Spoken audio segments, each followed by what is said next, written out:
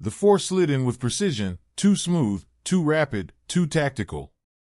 "Emma, how did you manage that in the dark?" Her co-worker stared as she executed what resembled battlefield medicine during the chaos of the night shift. Because Emma Harper wasn't just a nurse, and when this patient's heart stopped, her true skills were about to save a life and reveal her hidden past. Emma Harper had been a night shift nurse at City Central Hospital for 5 years. At 33, she was unassuming, reliable, and excelled at patient care during the grueling overnight hours. Night shift nursing was relentless, running from 11 p.m. to 7 a.m. maximum responsibility, minimal staff.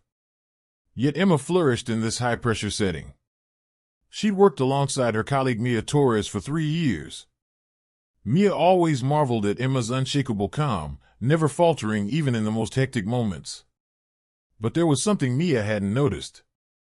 Emma's medical techniques went far beyond standard nursing training. Emma, who'd been Mia's partner for 5 years, gave off subtle but telling clues. Flawless fore insertions in near-zero visibility. Total ease in trauma scenarios. An almost uncanny ability to predict patient decline before it occurred. Most strikingly, her professional precision with equipment. In Emma's locker, alongside typical nursing supplies, were advanced tools, specialized airway devices, precision surgical instruments, and medications unfamiliar to most nurses. When questioned, she'd say, "I like to be ready." When Mia pressed further, Emma would deftly steer the conversation elsewhere. The truth was, Emma Harper had served 8 years in the U.S. Army, not as a standard soldier, but as a Special Forces medic. Emma Harper grew up in a small rural town and enlisted in the Army at 21, her medical aptitude already exceptional. After basic training, she was selected for the Special Forces Medic Program, an elite 18-month course covering combat surgery, advanced trauma care, and critical life support, skills that challenged even civilian specialists. Her first deployment was to a forward operating base in Afghanistan's Kandahar province, stabilizing wounded soldiers, performing field surgeries under fire, and managing blast injuries and severe trauma. Her second deployment, in Iraq, involved medical support for high-risk special operations missions in remote areas with scarce resources. Emma's expertise was critical to mission success. Her third deployment, near the Syrian border, involved classified operations, providing tactical medical support to keep elite teams alive in hostile territory. This forged Emma into a top-tier medic. Over 8 years, she supported 127 missions, with no personnel losses under her care.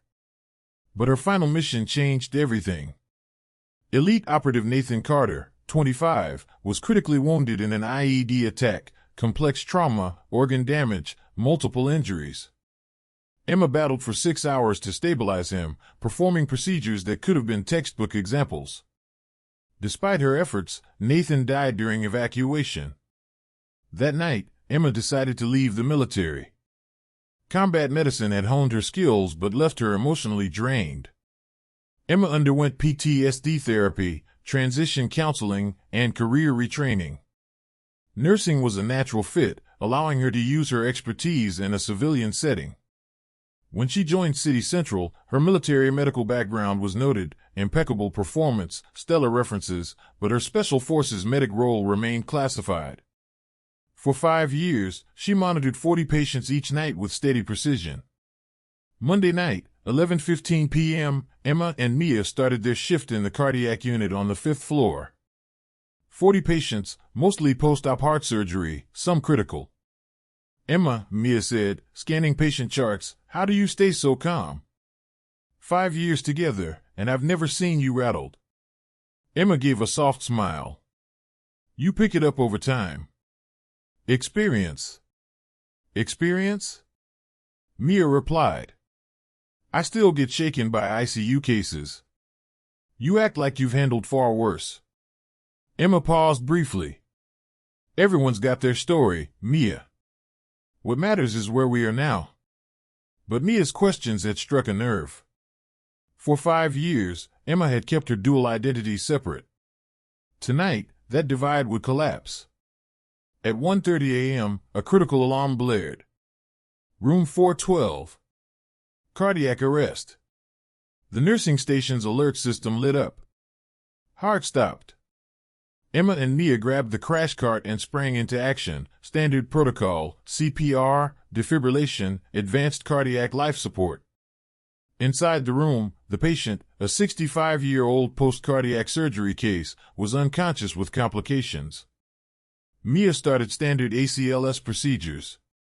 Emma assisted, but her demeanor shifted, sharper, more calculated, almost militaristic. Mia performed CPR while Emma prepped the defibrillator. The patient's condition worsened. "Emma, this isn't working," Mia said. "We need a doctor." Emma assessed the patient, no pulse, plummeting blood pressure, respiratory failure. Her evaluation went deeper. "Mia, this isn't just cardiac arrest," Emma said. "It's a tension pneumothorax. Chest pressures blocking heart circulation." Mia's face registered shock. "Emma, how can you tell? We don't have an X-ray." Emma didn't answer. She retrieved a specialized decompression needle from the equipment cabinet, designed for chest procedures. "Emma, stop. What are you doing? We're not equipped for this." Emma's hands moved instinctively, her 8 years of Special Forces training kicking in. She began the chest decompression, inserting the needle with surgical accuracy at the precise anatomical point. The effect was immediate. The patient's breathing stabilized, and cardiac rhythm returned. Mia stood frozen, staring in disbelief. "Emma, this is surgical-level work. Nurses don't have this expertise." Emma spotted a secondary issue, distended neck veins, a sign of cardiac tamponade risk. "Mia, there's a pericardial effusion developing. Fluids building up around the heart." Mia's voice trembled. "Emma, how do you know this? These are doctor-level diagnoses." Emma pulled a compact ultrasound device from the cabinet, scanning the patient's heart. The screen confirmed fluid in the pericardial sac. "Emma." Mia's voice was frantic. "Where's this knowledge coming from? This isn't nursing school material." Emma was already performing a third procedure, pericardiocentesis, draining the fluid with precision. "Emma, answer me. Where'd you get this equipment? This skill?" Emma's bloodied hands were steady, moving with the confidence of countless repetitions. "Mia, now's not the time for talk. We need to save this patient." She paused as the patient stabilized, then met Mia's eyes. "Army Special Forces medic. 8 years active duty." Mia's jaw dropped. You were Special Forces?" "Yes. And right now, I'm using that training to save lives." Dr. Liam Carter, a cardiovascular surgeon, arrived responding to the emergency call. The patient was stable. "What happened here?" he asked. Mia, still reeling, stammered. Emma performed interventions. Dr. Carter examined the patient. "This chest decompression is textbook. The pericardiocentesis is expert level. Who did this?" Emma, cleaning her hands, said calmly, "I did, doctor." Dr. Carter's eyes widened. "Nurse Emma, these are surgical-grade procedures. They're not taught in nursing school." "Doctor, I was a Special Forces medic. 8 years, Afghanistan, Iraq, Syria." Dr. Carter froze. "Special Forces medic. You're a combat medical specialist." "Was," Emma corrected. "Now I'm a nurse." Dr. Carter nodded with respect. "These interventions saved this patient's life. Standard protocols wouldn't have been enough." At the end of the shift, Emma and Mia sat in the break room. "Emma," Mia said softly, "we've worked together for 5 years. You never said a word." "My past stays in the past, Mia. What matters is what I do now. But these skills, this knowledge, you're a real hero." "No," Emma said firmly. "Heroes fight wars. I save lives." Mia struggled to process it. Why leave Special Forces with skills like that? Emma fell silent for a long moment. Finally, she spoke. "On my last mission, a soldier, Nathan Carter, 25, was hit by an IED. Severe injuries. I fought for 6 hours to keep him alive, but he didn't make it. Mia's eyes welled up. That night, I decided war medicine was too heavy.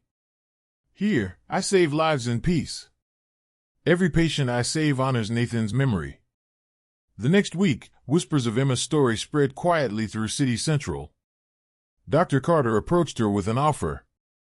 "Emma, would you consider joining our cardiac surgery team?" Emma declined. "Doctor, I'm happiest close to patients as a nurse." But changes came. The hospital wanted to leverage Emma's military expertise. "Emma, could you train night shift nurses in advanced life support?" She agreed. Every weekend, she began teaching her colleagues techniques from her combat medic days. A month later, Emma received a letter from Nathan Carter's mother. "Dear Emma," it began. "The Army told me about your efforts to save my son. I also heard about the lives you're saving now. Nathan would be so proud." Emma teared up reading it. Mia found her with the letter. "Emma, she's right. Nathan would be proud." Emma nodded. "Maybe." That week, the hospital launched a combat-to-civilian medical transition program to support healthcare workers with military backgrounds. Emma was chosen to lead it. Today, Emma Harper still works nights at City Central with the same humility and skill. But she's no longer hidden. Mia knows the truth. The hospital values her expertise. Emma has trained 15 nurses in advanced life support, and they've saved lives using her techniques. She keeps Nathan Carter's photo in her locker, not as a reminder of loss, but as inspiration. True heroes don't always wear uniforms. Sometimes they wear scrubs and save lives quietly on night shifts. 6 months later, Emma received a message from Afghanistan. A soldier she treated wrote, "Emma, you inspired me to become a paramedic. I'm saving lives here with the skills you taught me." Emma closed her eyes. The cycle was complete. Every soldier saved in war could save others. Every patient saved in civilian life carried Nathan's legacy. Pain had become healing. True heroes don't abandon their duty, they just change where they serve. Emma Harper's story is real.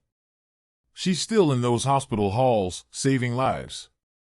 There may be hidden heroes around you, too, your nurse, your doctor, your healthcare worker with a past you'd never guess. Show them respect, they deserve more than meets the eye. At Hidden Legends, we tell the stories of these unsung heroes. Where are you reading this from? Have you met a healthcare worker with a hidden past like Emma's? If Emma's story moved you, share it and follow Hidden Legends for more stories of real heroes every day. Your healthcare provider might just be someone like Emma Harper. Watch them. Respect them. Until the next Hidden Legends.